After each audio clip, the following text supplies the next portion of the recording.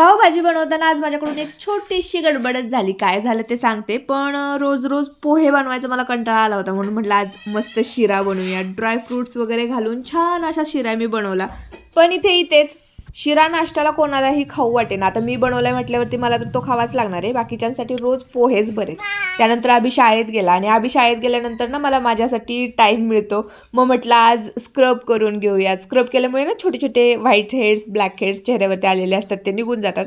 आणि त्यानंतर मी face pack सुद्धा बनवला होता. फेस पॅकसाठी मी बेसन, जास्वंदीच्या फुलांची पावडर, तुरटीची पावडर मिक्स केली होती आणि चेहऱ्यावरती अप्लाय केल्यानंतर मी हातावरती सुद्धा हाच फेस पॅक अप्लाय करते.